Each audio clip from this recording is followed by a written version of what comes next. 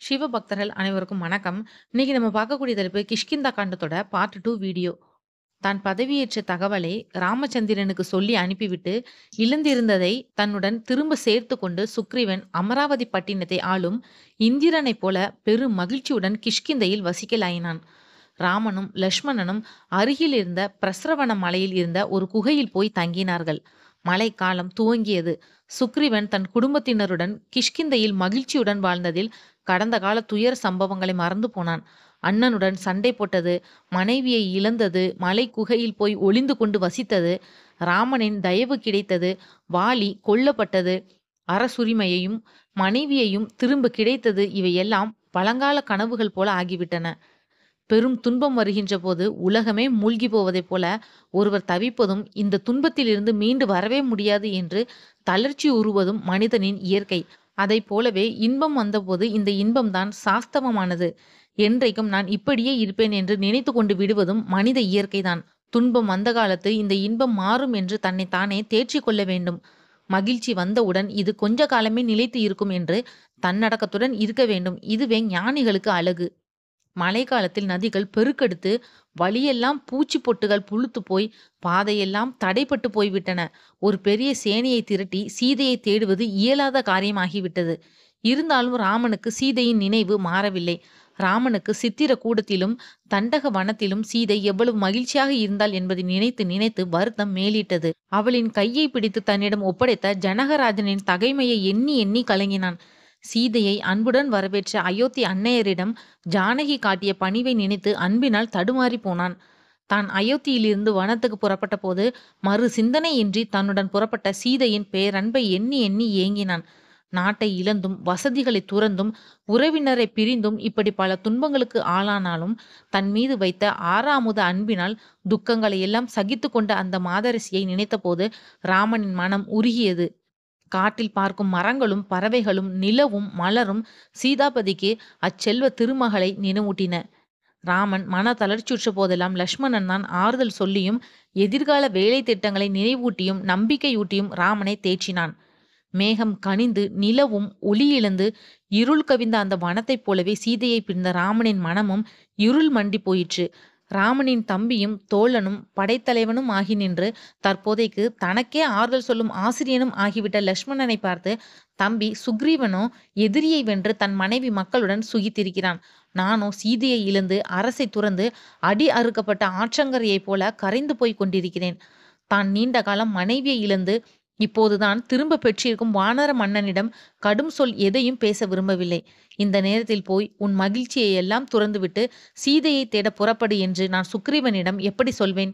சுக்ரீவனாக பார்த்து நமக்கு பட்ட நன்றி கடனை நினைவில் கொண்டு நம் வேலையை துவக்கினால்தான் உண்டு.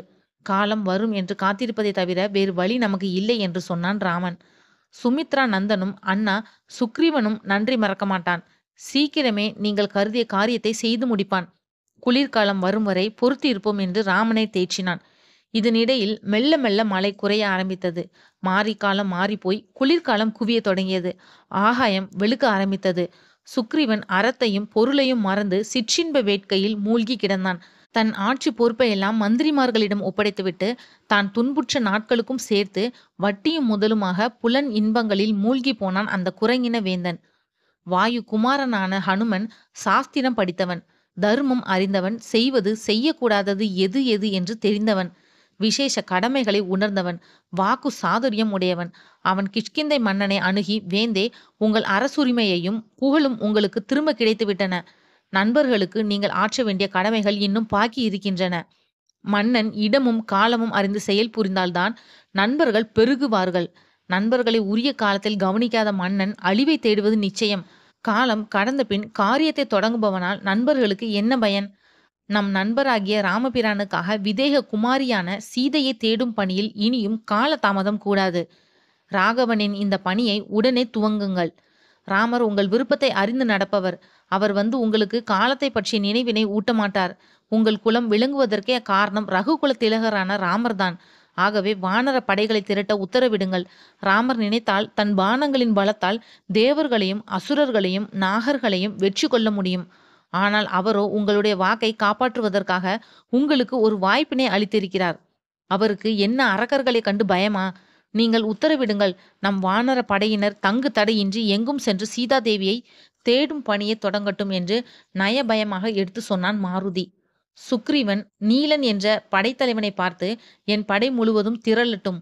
சேனை தலைவர்கள் வந்து குழுமட்டும். எல்லை காவல் படைகள் இங்கே வந்து சேரட்டும். என் பேச்சை கேட்டு 15 நாட்களுக்குள் இங்க வந்து சேராதவர்களுக்கு மரண தண்டனை விதிக்கப்படும். நீயும் யுவராஜன் அங்கதனும் முதிய வானரங்களை சந்தித்து என் உத்தரவை தெரிவிக்க வேண்டும் என்று சொன்னான். குளிர் காலமாகிய சரத்ரது துவங்கியவுடன் ராமன் பொறுமை இழந்தான். சீதையை பிரிந்த துயரம், சுக்ரீவன் இன்னும் வேலையை துவங்காமல் இருக்கும் அலட்சியம் எல்லாம் சேர்ந்து அவனை திணறடித்தன. காட்டு மலர்களும் யானைகளின் நடையும் குளிர்காற்றும் கருவண்டுகளும் செந்நாரைகளும் கண்ணுக்கு முன் தோன்றி காலம் கடந்து கொண்டிருப்பதையும் மழைக்காலம் முடிந்துவிட்டதையும் ராமனுக்கு நினைவூட்டி சீதையின் நினைவை அவன் மனதை விட்டு அகலாமல் செய்தன. பகவானே ஆயினும் ராமன் மானுட உருவம் தாங்கி வந்ததால் சீதை விஷயத்திலும் தசரதன் விஷயத்திலும் மானுட அன்பும் மானுட காதலும் கொண்டவனாகவே விளங்கினான். மனித பிறவி என்பது பார்க்கடலை கடைவது போல இன்ப நிகழ்ச்சிகளும் துன்ப நிகழ்ச்சிகளும் அடுத்தடுத்து வரும் ஜன்மமாகும். இந்த வாழ்க்கை நாடகத்தில் வேடம் தாங்கி நடிப்பவர் கடவுளே ஆனாலும் துன்பமும் இன்பமும் கலந்து வரும் சுழற்சிக்கு தன்னை உட்படுத்தி கொண்டுதான் ஆக வேண்டும். மனித பிறவியாகிய இப்பார்க்கடலில் இருந்து துன்பங்களாகிய நஞ்சும் வரும், இன்பங்களாகிய அமுதமும் கைக்கு கிடைக்கும்.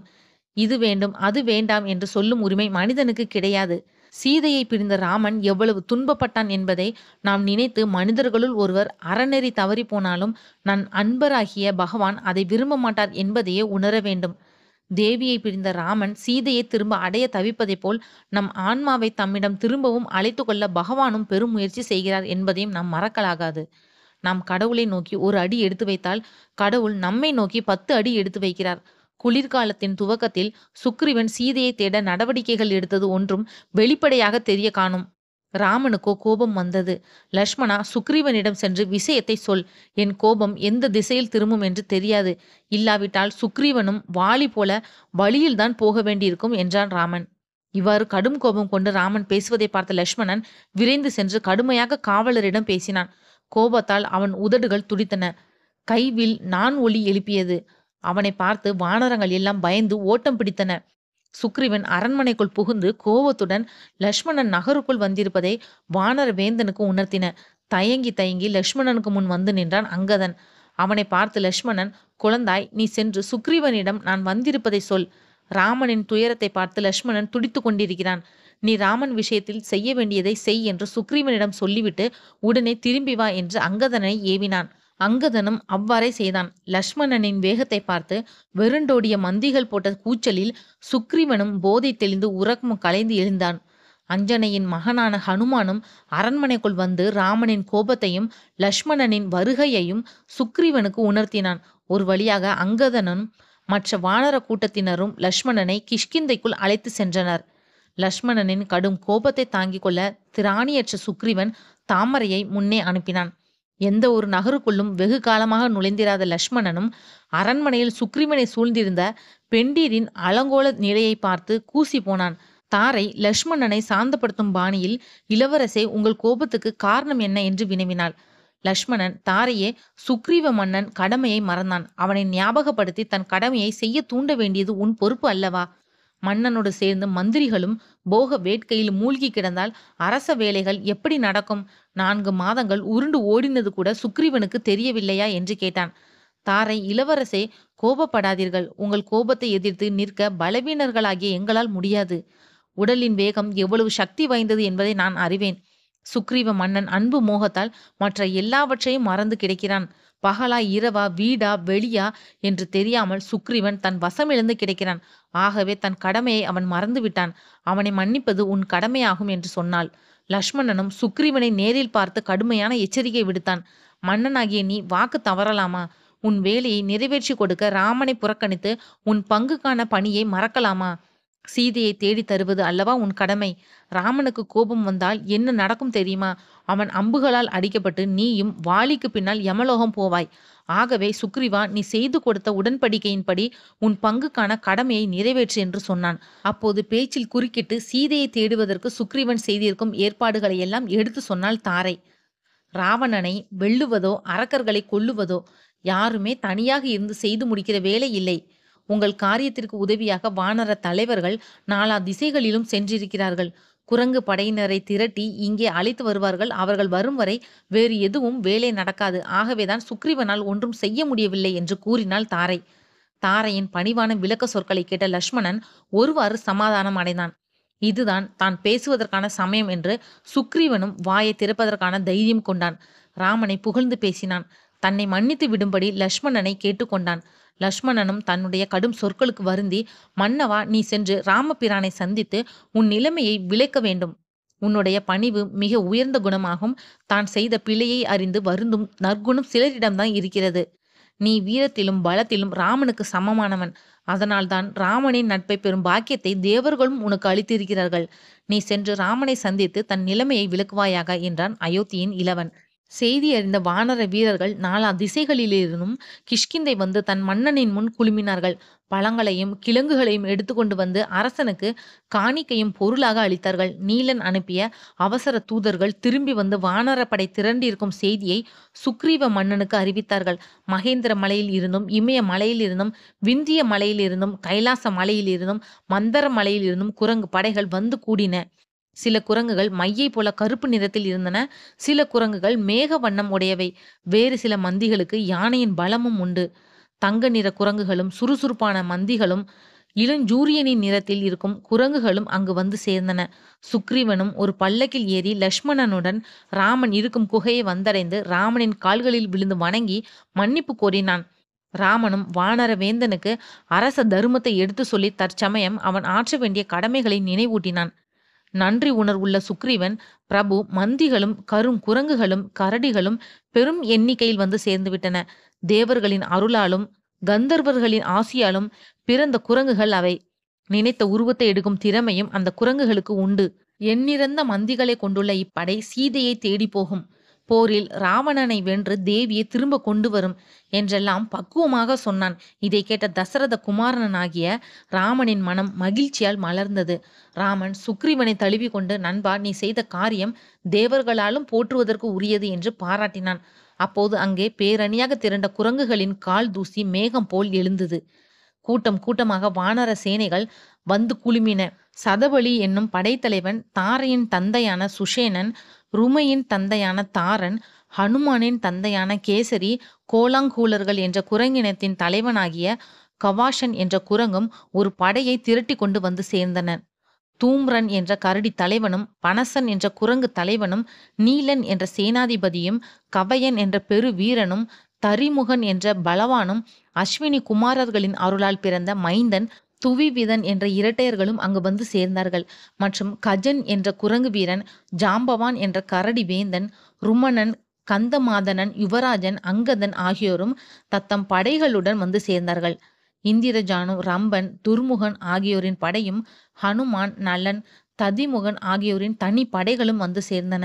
சரபன், குமுதன், பஹ்னி ஆகியோரும் பின்தங்கவில்லை. சூரியனை சூழ்ந்திருக்கும் மேகங்களைப் போல குரங்குகள் எல்லாம் சுக்ரீவனை சூழ்ந்து கொண்டன. மரத்துக்கு மரம் தாவி கொண்டும் பெரும் குரலில் கீரிச்சிட்டு கொண்டும் அந்த குரங்குகள் பெரும் கூட்டமாக வந்து ராமனின் முன்னால் நின்றன. ராமனின் உத்தரவின் பேரில் சுக்ரீவன் வினதன் என்ற படைத்தலைவனை அழைத்து தன்னுடைய சேனைகளுடன் கிழக்கு திசையில் சென்று சீதா தேவியை தேடும்படி உத்தரவிட்டான். கிழக்கு திசையில் இருக்கும் மலைகளையும் கடல்களையும் விவரமாக வர்ணித்து மந்தர மலையை தாண்டி செல்லுங்கள். அங்கு தேசத்தையும் கிராதர்கள் வாழும் நாடுகளையும் தாண்டி சென்று எல்லா இடத்திலும் சீதையை தேடுங்கள். 1 மாதத்துக்குள் வேலையை முடித்து கொண்டு மாதம் முடிவதற்குள் திரும்பி வந்து எங்களுக்கு செய்தி சொல்ல வேண்டும். 1 மாதத்துக்குள் வராதவர்களுக்கு மரண தண்டனை வழங்கிவிடுவேன். இந்திரனுக்கு சொந்தமான கீழ் திசையை சல்லடையால் சலிப்பது போல் தேடி ராமனுக்கு பிரியமான சீதையை பற்றி தகவல் கொண்டு வாருங்கள் என்றான். அதுபோல சுஷேனன் என்ற பெயருடைய படைத்தலைவனை சுக்ரீவன் அழைத்தான். சுஷேனன் தாரையின் தந்தையாவான். நீங்கள் உங்கள் முழு படையுடன் சென்று மேற்கு திசையில் சீதையை தேடுங்கள். சௌராஷ்டிரம், மேற்கு கடல், அவந்தி ஆகிய பகுதிகளில் நீங்கள் சென்று சூரியன் மறையும் திசையில் ராம பத்தினியான சீதையை தேட வேண்டும். வருணனுக்கு சொந்தமான மேற்கு திசையில் சீதா தேவியை தேடி தகவல் கொண்டு வாருங்கள் என்று அனுப்பினான். சதபலி என்னும் படைத்தலைவனை அழைத்து, புகழ் வாய்ந்த சீதா தேவியை நீங்கள் வடக்கு திசையில் சென்று தேட வேண்டும். இமய மலை பகுதிகளிலும் கந்தர்வர்கள் வாழும் தேசத்திலும் கைலாச மலையின் சாரலிலும் மானச மலை உச்சியிலும் தாமரை கண்ணால் ஆகிய சீதையை தேடுங்கள். நீங்களும் 1 மாதத்துக்குள் வந்து எனக்கு பதில் சொல்ல வேண்டும் என்றான். அதுபோலவே 1 மாதம் என்ற கால எல்லையை நிர்ணயித்து ஹனுமான், நீலன், அங்கதன் ஆகியோரை தென் திசையில் மிதிலா குமாரியை தேட அனுப்பினான். அங்கதனின் தலைமையில் நீலன் என்ற வானர வீரனை சேர்த்தான். நீலன் அக்னி தேவனின் அருளால் பிறந்தவன். ஜாம்பவான் என்ற கரடிவேந்தன் பிரம்மாவின் அருள் பெற்று பிறந்த பெருவீரன். சுகோத்ரன், சராரி, சரகுல்மன், கஜன், கவாஷன், கவயன், சுஷேனன், விருஷபன், மைந்தன், துவிவிதன், கந்தமாதனன், உல்காமுகன், அனங்கன் ஆகிய வீரர்களையும் அங்கதனின் தலைமையின் கீழ் நியமித்தான். நீங்கள் சென்று விந்திய மலைப்பகுதியையும் நர்மதை, கோதாவரி ஆகிய நதி தீரங்களையும் விதர்ப்பத்தையும் துளாவி கலிங்க நாட்டிலும் ஆந்திர, சோழ, பாண்டிய, கேரள நாடுகளிலும் சீதையை தேடுங்கள். மலைய பர்வதத்தின் பகுதிகளையும் விட்டுவிடாதீர்கள். அந்த பகுதியில் இருக்கும் சந்தன காடுகளிலும் அழகிய புதர்களிலும் சீதையை தேடுங்கள். பிறகு நீங்கள் காவிரி என்ற புண்ணிய நதியை தரிசிப்பீர்கள். அது விண்ணுலகின் அருள் பெற்றது, தெளிந்த நீரோட்டம் உடையது. தெய்வீக மங்கையர் அதில் விளையாடி கொண்டிருப்பர். மலைய பர்வதத்தின் அருகில் அகஸ்திய முனிவரின் இன்னொரு ஆசிரமமும் உண்டு. அவரை வணங்கி அனுமதி பெற்று தாமிரபரணி நதியை தாண்டி செல்லுங்கள். அந்த நதியில் முதலைகள் அதிகம். அந்த நதி கடலை சேரும் இடத்தில் சிறு சிறு தீவுகள் இருக்கும். அதன் அருகிலேயே பாண்டியர்களின் தலைநகரமாகிய பொன்னகரம் ஒன்று இருக்கும். அந்த நகரை சுற்றி இருக்கும் மதில் சுவர் காணுதற்குரியது. அங்கு இருக்கும் மகேந்திர மலையையும் அதன் காடுகளையும் சுற்றி பார்த்து ஜனககுமாரி தென்படுகிறாளா என்று பாருங்கள். மகேந்திர மலையை பகுதியை இந்திரன் அடிக்கடி வந்து பார்ப்பது வழக்கம். இங்கு சித்தர்கள் வசிக்கிறார்கள். இந்த பூமியில்தான் ராவணனின் ஆட்சி பகுதி அடங்கி இருக்கிறது. இங்கு இருக்கும் கடலுக்கு நடுவில் தான் இலங்கை இருக்கிறது. இங்கெல்லாம் சென்று வைதேகியை தேடுங்கள். சீதாதேவியை தேடி வந்து அவளை கண்டுபிடித்து விட்டேன் என்று கூறுபவனுக்கு நிறைய பரிசு பொருட்கள் தருவேன். அவனை எனக்கு சமமான செல்வந்தன் ஆக்குவேன். அவனே எனக்கு மிகவும் பிரியமானவன் ஆவான். நீங்கள் எல்லோரும் பெரும் பலம் உடையவர்கள், வீரம் உடையவர்கள், நற்குலத்தில் பிறந்தவர்கள். அங்கே சென்று சீதையாம் ராஜகுமாரியை தேடுங்கள் என்று உத்தரவிட்டான். இவ்வளவும் சொல்லிவிட்டு சுக்ரீவன் குறிப்பாக ஹனுமனை பார்த்து பெரும் நம்பிக்கையுடன், மாருதி, நீ கடந்து செல்வதற்கு காற்றோ கடலோ தடையாக இருக்காது. நீ உலகம் முழுவதையும் அறிந்தவன். நன்றாக சிந்தித்து எங்கு தேடினால் சீதை அகப்படுவாள் என்று காரியத்தில் இறங்கும் பெரும் பலமும் ஞானமும் வீரமும் சமயோஜித புத்தியும் ராஜ தந்திரமும் அறிந்தவன் என்று பாராட்டி பேசினான். ராமபிரானுக்கும் ஹனுமன் தான் காரியத்தை சாதிக்க வல்லவன் என்று சுக்ரீவன் கூறியது சரி எனப்பட்டது. இந்த ஹனுமானும் இந்த காரியத்தை நான் செய்து முடிப்பேன் என்ற தன்னம்பிக்கையுடன் இருக்கிறான் என்று அவனை பார்த்ததும் ராமனுக்கு தான் எடுத்த வேலையில் வெற்றி அடைந்தவனைப் போல மன மகிழ்ச்சி உண்டானது. ஹனுமனை அருகில் அழைத்து தன் பெயர் பதித்த முத்திரை மோதிரத்தை சீதைக்கு அடையாளமாக நரவேந்தன் ராமன் கொடுத்தான். வானரமணியே, இந்த மோதிர அடையாளத்தை வைத்து சீதை நான் அனுப்பித்தான் நீ அவளிடம் வந்திருக்கிறாய் என்று சந்தேகத்துக்கு இடமில்லாமல் அறிந்து கொள்வாள். உன் மன உறுதியையும் வீரமும் தைரியமும் உன்னை பார்த்து சுக்ரீவன் கூறிய சொற்களும் நமக்கு வெற்றி நிச்சயம் என்று காட்டுகின்றன என்று கூறினான். ஹனுமன் அந்த மோதிரத்தை வாங்கி மரியாதையுடன் தலையில் வைத்து ராமனின் காலில் விழுந்து வணங்கி கூப்பிய கைகளுடன் தன் பணியில் ஈடுபட்டான். வாயு குமாரன் தன் படையினரை திரட்டி கொண்டு நகர்ந்தபோது மேகம் இல்லாத வானத்தில் நட்சத்திரங்களுக்கு இடையில் ஒளி வீசும் சந்திரனைப் போல திகழ்ந்தான். ஏ ஹனுமனே, நான் உன் பலத்தை நம்பியே இருக்கிறேன். அளவற்ற சக்தி உடையவன் நீ. உன் வீரத்தால் ஜனக நந்தினியை கண்டுபிடிப்பாயாக என்று கண்ணீர் பொங்க விடை கொடுத்து அனுப்பினான் ராமச்சந்திரன். சுக்ரீவன் தன் படை தலைவர்களுக்கு உத்தரவிடும் போது அவர்கள் சென்று தேட வேண்டிய பகுதிகளை மிகவும் விவரமாக அங்கு வாழும் மக்கள் இனங்களின் பெயர், பழக்க வழக்கங்கள், மலைகள், ஆறுகள் இவற்றையெல்லாம் குறிப்பிட்டு தெளிவாக சொல்வதை ராமன் பார்த்தான். வானர வேந்தனே, இந்த நிலப்பகுதி முழுவதும் நீங்கள் எப்படி நேரில் கண்டறிந்தீர்கள் என்று கேட்டான்.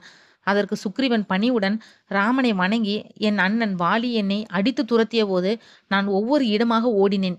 வாலி என்னை துரத்தி கொண்டு வந்தான். அப்போதுதான் நான் இப்பூவுலகம் முழுவதையும் பார்த்து வந்தேன். கடைசியில் நான் மதக முனிவரின் ஆசிரமத்தில் வந்து தங்கினேன். வாலி பெற்றிருந்த சாபத்தால் அவன் இங்கே நுழைய முடியவில்லை என்றான். 1 மாதத்துக்குள்ளேயே வடக்கு, மேற்கு, கிழக்கு திசையில் சென்ற வானர வீரர்கள் திரும்பி வந்து நாங்கள் மலைகளிலும் காடுகளிலும் நதி தீரங்களிலும் கிராமப்புறங்களிலும் குகைகளிலும் சீதையை தேடினோம். எங்கும் சீதை கிடைக்கவில்லை என்று சொல்லிவிட்டார்கள். எல்லோர் மனத்திலும் தென் திசையில் போன ஹனுமனின் அணிதான், அதிலும் குறிப்பாக ஹனுமான் தான் சீதையை கண்டுபிடிப்பான் என்று முழுமையான நம்பிக்கை வந்தது. ஹனுமன் உள்ளிட்ட அங்கதன் அணியினர் விந்திய மலையின் காடுகளிலும் குகைகளிலும் சீதையை தேடினார்கள். மிகுந்த சிரமப்பட்டு தேடியும் கூட சீதா தேவியை எங்கும் காணும். பல இடங்களிலும் தேடியும் சீதை கிடைக்காததால் படையில் இருந்த இளம் வீரர்கள் மனம் தளர்ந்து போனார்கள். சுக்ரீவனின் கோபம் எல்லோருக்கும் தெரிந்த ஒன்று. அதை நினைத்து அஞ்சினார்கள் குரங்கு படையினர். அங்கதன் தான் மகாத்மாவாகிய ராமன் முகத்தை நினைத்து கொள்ளுங்கள், தண்டனை கொடுப்பான் என்பது ஞாபகம் இருக்கட்டும் என்றெல்லாம் கூறி உற்சாகப்படுத்தினான். சுக்ரீவன் விதித்திருந்த காலக்கெடுவாகிய 1 மாதமும் கழிந்து விட்டது. குரங்கு படையினருக்கு பசியும் தாகமும் மேலிட்டன. அப்போது அவர்கள் ஒரு மலை குகையை பார்த்தார்கள். அந்த இடத்திற்கு ரிஷபிலம் என்று பெயர். அங்கு இருந்த நீர் பறவைகளை பார்த்து அங்கு நீர்நிலை ஏதோ இருக்குமென்று அதனுள் நுழைந்தார்கள். அந்த குகையிலும் பேரிருட்டு மண்டி இருந்தது. குரங்கு படையினர் ஒருவர் கையை ஒருவர் பிடித்துக்கொண்டு குகையில் நுழைந்தார்கள். அந்த குகையினுள் ஒரு தவப்பெண் காணப்பட்டாள். அங்கிருந்த புளிய மரங்களும் கொன்றை மலர்களும் ஒளியுடன் காணப்பட்டன. அந்த குகையின் உட்புறம் முழுவதும் ரத்தினம் போல ஜொலித்தது. ஸ்வயம் பிரபை என்ற அந்த மாதரசி படையினருக்கு பழங்களையும் கிழங்குகளையும் கொடுத்து பசியாற்றி அவர்கள் வந்த விஷயத்தை கேட்டு அறிந்து கொண்டாள். பிறகு அவர்களை வாழ்த்தி குகைக்கு வெளியே அனுப்பிவிட்டாள். வெளியே வந்ததும் சற்று நேரத்துக்கெல்லாம் குரங்குகளை பழைய மனத்தளர்ச்சி பற்றி கொண்டது. சுற்றி இருந்த காட்டில் மரங்களில் மலர்கள் காணப்பட்டதால் குளிர்காலத்தின் பிற்பகுதி வந்துவிட்டது. வசந்த காலம் தொலைவில் இல்லை என்று எல்லோரும் அறிந்து கொண்டார்கள். அங்கதன் குரங்குகளை பார்த்து, சகோதரர்களே, நாம் ஊரை விட்டு புறப்பட்டு வெகு நாட்கள் கழிந்து விட்டன. நாம் நம்முடைய காரியத்தை முடிக்கவும் இல்லை. திரும்பி போய் சுக்ரீவனுக்கு பதிலும் சொல்லவில்லை. எப்படி நாம் போய் சுக்ரீவன் முகத்தில் விழிப்பது? வானரவேந்தன் கோபக்காரன், அதிகார வெறியால் அவன் நம்மை மன்னிக்கவே மாட்டான். அதிலும் நம்மால் சீதையை கண்டுபிடிக்க முடியவில்லை என்று அறிந்தால் நம்மை கொன்றே போட்டு விடுவான். நாமெல்லாம் இங்கேயே பட்டினி கிடந்து உயிரை விடுவதே உகந்த செயலாகும். நம் மனைவி மக்களையும் வீட்டையும் செல்வத்தையும் நாம் மறக்க வேண்டியதுதான். ஊருக்கு போய் சுக்ரீவன் கையால் சாவதை விட இங்கேயே உயிரை விடுவது மேலானது ஆகும். மேலும் என்னை யுவராஜனாக பட்டம் சூட்டுவது என்ற முடிவினை சுக்ரீவன் எடுக்கவில்லை.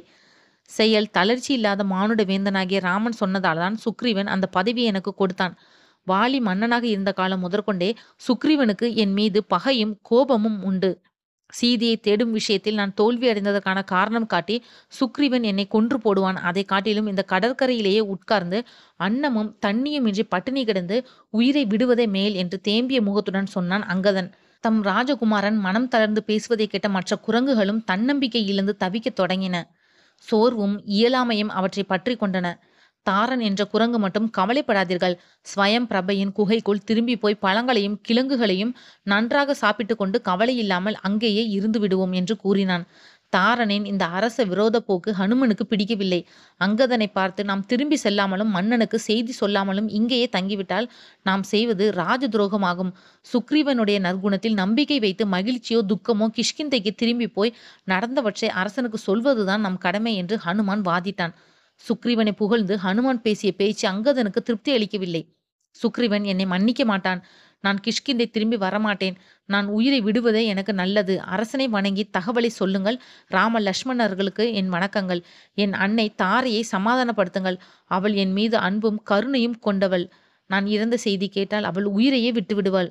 இப்படி வருத்தத்தாலும் ஏமாற்றத்தாலும் இயலாமையினாலும் தன் வசமிழந்து பேசிவிட்டு அங்கதன் வயதில் முதிர்ந்த வானர தலைவர்களை வணங்கிவிட்டு தருப்பை புல்லை தரையில் பரப்பி அதன் மேல் உட்கார்ந்து கொண்டான். இதை பார்த்து மற்ற குரங்குகளுக்கெல்லாம் பெரும் வருத்தமும் குழப்பமும் உண்டானது. எல்லா குரங்குகளுமாக தர்ப்பை புல்லை நுனி தெற்கே இருக்கும்படியாக பரப்பி அதன் மேல் பட்டினி கிடந்து உயிரை விடும் எண்ணத்துடன் உட்கார்ந்து கொண்டார்கள். ராமனின் வனவாசத்தையும் தசரதனின் மரணத்தையும் ஜனஸ்தானத்தில் ராமன் புரிந்த வீர செயல்களையும் சீதை கடத்தி கொண்டு போகப்பட்டதையும் ஜடாயு ராவணனால் வெட்டப்பட்டு இறந்ததையும் வாலி வதத்தை பற்றியும் ராமனின் கோபத்தை பற்றியும் பேசிக் கொண்டிருந்தார்கள். அப்போது அவர்கள் முன்னால் இன்னொரு பேராபத்து எதிர்வந்தது. மலையின் குகையிலிருந்து இடி இடிப்பது போன்ற பேரொளி ஒன்று வந்தது. அங்கு சம்பாதி எனும் கழுகரசன் வந்து தோன்றினான். அவன் ஜடாயுவின் அண்ணன். குகையிலிருந்து வெளிவந்த சம்பாதி வரிசை வரிசையால் உட்கார்ந்திருந்த குரங்குகளை பார்த்து மகிழ்ச்சியே கொண்டான். இந்த குரங்குகள் எல்லாம் ஒவ்வொன்றாக செத்து விழ விழ அவற்றை தின்று நான் பசியாறுவேன் என்றான். இந்த சொற்களை கேட்டதும் குரங்குகளின் துக்கம் இன்னும் பெருகியது. சீதையை ஒரு காரணமாக வைத்து நம்மை எல்லாம் கொல்லுவதற்காகவே சூரிய குமாரரான யமதர்ம ராஜாவே இங்கு வந்திருக்கிறார். ராமனின் காரியத்தையும் செய்து முடிக்காமல் மன்னன் சுக்ரீவனுக்கும் பதில் சொல்லாமல் இப்படி நாமெல்லாம் இந்த பேராபத்துக்கு ஆளானோமே என்று வேதனை ததும்ப கூறினான். அவன் தொடர்ந்து பஞ்சவடியில் கழுகரசன் ஜடாயு சீதைக்கு உதவ வேண்டி மகத்தான காரியத்தை செய்தான். அந்த கதையை நீங்கள் எல்லோரும் அறிவீர்கள். உலகில் உள்ள எல்லா உயிர்களும் மனித பிறவியை விட தாழ்ந்த உயிர்களும் கூட ராமனை திருப்தி செய்யவே முனைந்து நிற்கின்றன. ராமனுக்காக உயிரை விடவும் தயாராகி விடுகின்றன. அன்பினாலும் கருணையினாலும் கட்டப்பட்டு மனிதர்கள் ஒருவருக்கொருவர் உதவி செய்து கொண்டிருக்கின்றனர். ஆகவே ராமனுக்கு சேவை செய்வதற்காக நாம் எல்லோரும் உயிரை விடுவோம். ஜடாயு ராமனுக்காக பேரன்புடன் பணிபுரிந்து உயிரையே விட்டானே, அவன் அல்லவா தர்மவான். நாமும் ராமனுக்காக கல்லும் முள்ளும் கடந்து வந்து களைத்திருக்கிறோம். ஆனால் நம்மால் சீதையை கண்டுபிடிக்க முடியவில்லை. உயிரைத்தான் விட வேண்டியதாயிற்று. கழுகரசன் ஜடாயு பாக்கியவான். ராவணனோடு போரிட்டு உயிரை விட்டான்.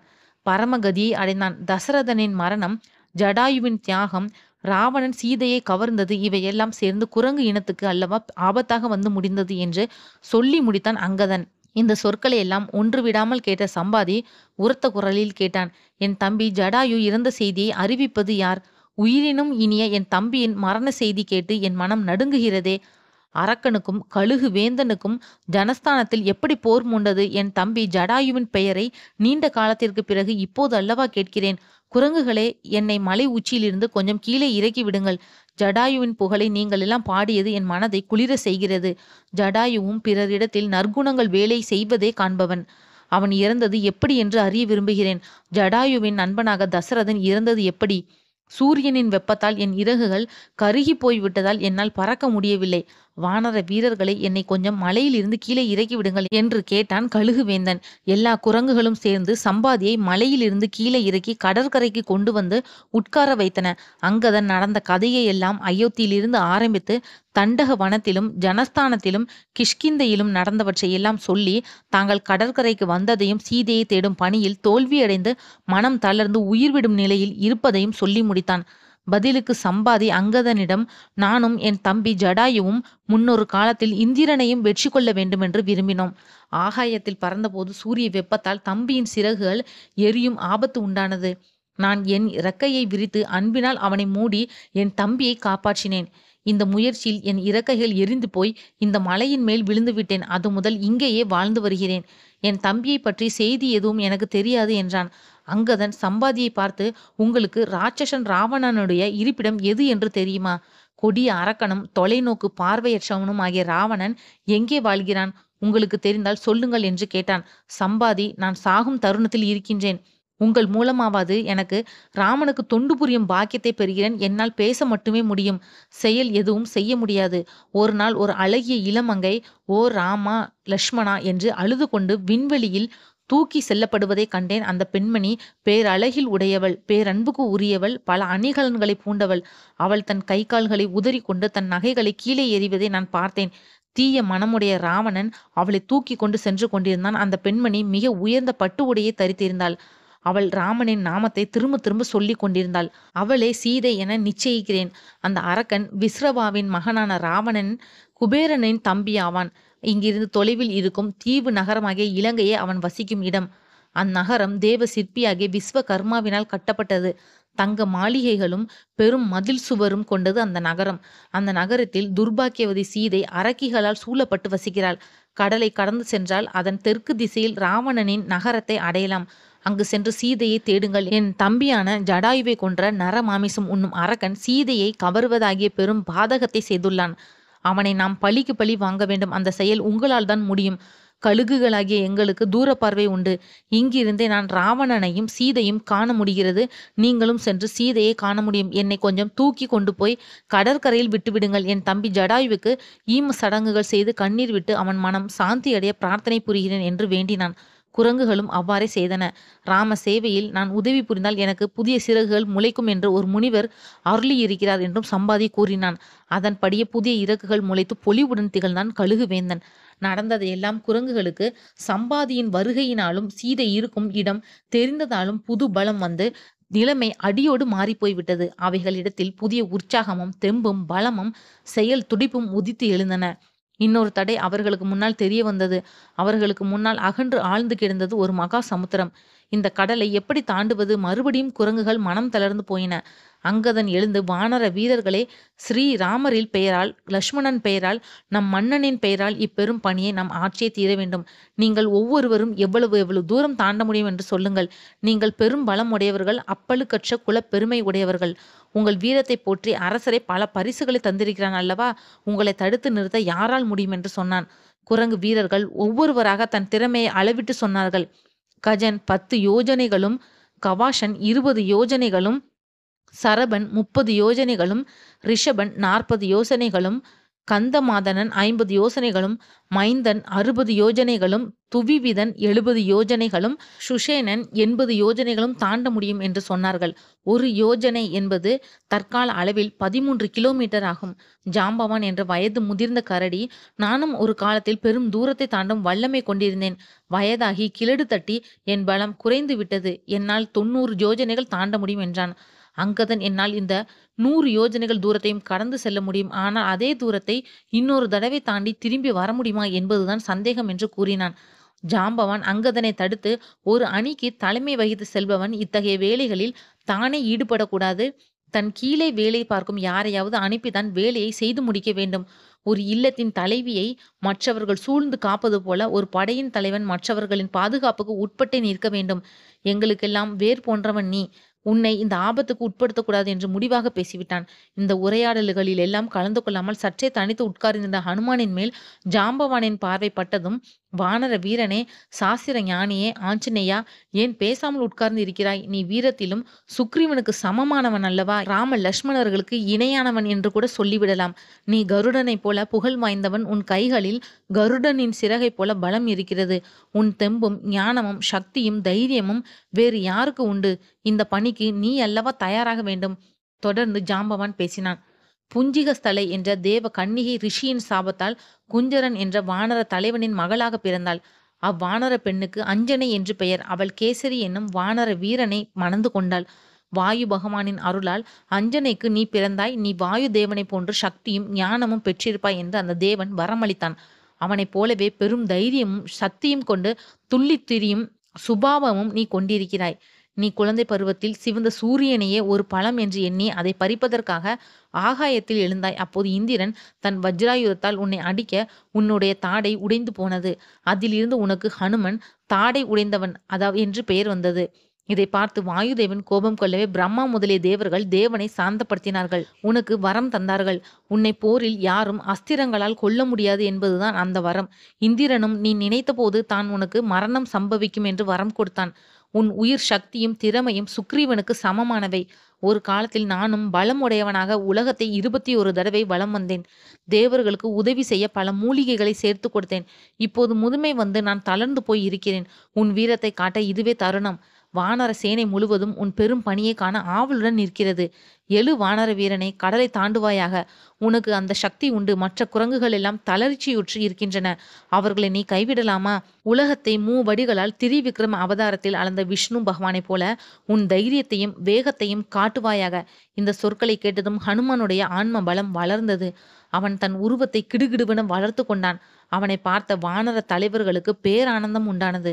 சுவாமி விவேகானந்தர் கன்னியாகுமரி பாறையில் இந்த உலக வாழ்க்கையில் தன் கடமை என்ன என்று கேட்டுக்கொண்டு தவம் புரிய வந்தார். ஹனுமனை ஜாம்பவான் தட்டி எழுப்பியதை கண்டவுடன் உறங்கி கிடக்கும் பாரத மக்களை தட்டி எழுப்புவதே தன் வாழ்க்கையின் லட்சியம் என்று முடிவெடுத்தார் சுவாமிஜி. சுயநலமற்றவனும் பிறர் துன்பத்தை காண சகிக்காதவனும் மகா வீரனுமான ஹனுமனே விவேகானந்தருக்கும் வழிகாட்டியாக நின்றான். கும் என்று கர்ஜித்து கொண்டு வானர வீரன் ஹனுமான் தன் உருவத்தை வளர்த்து கொண்டு துடிதுடிப்புடன் நின்றான். அவனை பார்த்து மற்ற குரங்குகள் எல்லாம் மகிழ்ச்சியும் பெரு வியப்பும் அடைந்தன. தம் பலத்தை நினைத்து கொண்டு ஹனுமான் தன் வாளை சுழற்றினான். அவன் சக்தி பெருகியது. பேரொளியுடன் அவன் விளங்கினான். அவன் வாய் நெருப்பென சுடர்விட்டது. அவன் ரோமம் குத்திட்டு நின்றது. வீர முழக்கம் செய்தான் ஆஞ்சனகுமாரன். ஆகாயத்தை சுற்றி வருவேன், மலைகளை இடிப்பேன். வாயு பகவானின் குமாரனாகிய நான் அவரைப் போலவே துள்ளி குதிப்பேன். மேரு மலையை எத்தனை தடவை வேண்டுமானாலும் சுற்றி வருவேன். கடலை இறைத்து உலகை மூழ்கடிப்பேன். நான் பறக்கும்போது என் உடல் வேகத்தில் கடல் அலையை எழும்ப செய்வேன். உலகனைத்தையும் சுற்றி வருவேன். சூரியனை காட்டிலும் வேகமாக விண்ணில் செல்வேன். விண்ணில் ஒளி வீசும் அத்தனை கோள்களையும் விட வேகமாக பறப்பேன். மலைகளை பொடி பொடியாக்குவேன்.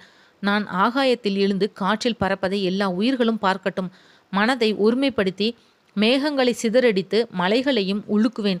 சீதா தேவியை பார்த்து வருவேன். இலங்கையை வேண்டுமானாலும் பறித்து எடுப்பேன். இவ்வாறு கர்ஜித்த ஹனுமனின் சூளுரையை கேட்ட ஜாம்பவான், குழந்தாய், உன்னை பார்த்து உன் அன்பர்கள் எல்லாம் துக்கம் தீர்ந்தனர். உன் நலத்தை விரும்பி வானர வீரர்கள் பிரார்த்தனை புரிகிறார்கள். வேத ரிஷிகளின் அருளாலும் முதிய வானரர்களின் ஆசியாலும் அரசவையினரின் நல்லெண்ணத்தாலும் நீ இம்மாபெரும் கடலை சுலபமாக தாண்டி குதிப்பாய். நீ வருகின்ற வரை நாங்கள் எல்லோரும் ஒற்றை காலில் நின்று கொண்டிருப்போம். ஏனென்றால் எங்கள் எல்லாருடைய உயிர்களும் உன் கையில்தான் இருக்கிறது என்றான். இதை கேட்ட ஹனுமன் பதில் சொன்னான். நான் தாண்டி குதிக்கும் போது ஏற்படும் அழுத்தத்தை யாராலும் தாங்க முடியாது. அருகில் இருக்கும் இந்த மகேந்திர மலை அடர்ந்த பாறைகளை கொண்டிருக்கிறது. அதிலிருந்து நான் தாண்டி குதித்தால் என் உந்து வேகத்தை அந்த மலை தாங்கிக் கொள்ளும். இவ்வாறு கூறிவிட்டு வானர வீரனும் எதிரிகளை அழிப்பவனும் வாயுதேவனுக்கு இணையுமான மகாவீர ஹனுமன் மகேந்திர மலை மீது ஏறி நின்றான். மலர் மரங்கள் அடர்ந்த அந்த மலையில் மத யானைகளும் இன்னிசை பறவைகளும் நிறைய இருந்தன. பலவான் ஹனுமனின் கால்பட்டு அந்த மலை கீறிச்சிட்டது. அவன் கால்பட்ட கற்பாறைகள் உடைந்து நொறுங்கின. பாறைகளுக்கு இடையிலிருந்து தண்ணீர் பீறிட்டு அடித்தது. யானைகளும் மான்களும் கந்தர்வர்களும் அந்த மலையை விட்டு ஓடிப்போனார்கள். பெரும் பாம்புகள் பொந்துகளில் ஒளிந்து கொண்டன. மலையிலிருந்து பாறைகள் உதிர்ந்து விழுந்தன. தபசிகளும் அங்கிருந்து ஒதுங்கி சென்றார்கள். ஆத்மாவானாகிய ஹனுமன் மனத்தை யோகத்தில் நிறுத்தி பெரும் உள் சக்தியுடன் இலங்கையை மனத்தால் எண்ணி பார்த்தான். வானர வீரனும் சத்துருக்களை அழிப்பவனும் வேகவானும் பெரும் பலமும் உடைய ஹனுமான் தான் செய்ய வேண்டிய பணியை கருதி தியானித்தான். இதோட கிஷ்கிந்தா காண்டம் முடிஞ்சது. அடுத்த வர வீடியோக்களை சுந்தர காண்டத்தை பற்றி பார்க்கலாம். இந்த வீடியோ உங்களுக்கு பிடிச்சிருந்தா மற்றவங்களுக்கு ஷேர் பண்ணி விடுங்க. சப்ஸ்கிரைப் பண்ணாதவங்க சப்ஸ்கிரைப் பண்ணி பெல் ஐக்கானில் ஆல்னு கிளிக் பண்ணுங்கள். அப்போ தான் நான் போடுற வீடியோ உங்களுக்கு நோட்டிஃபிகேஷனாக வரும்.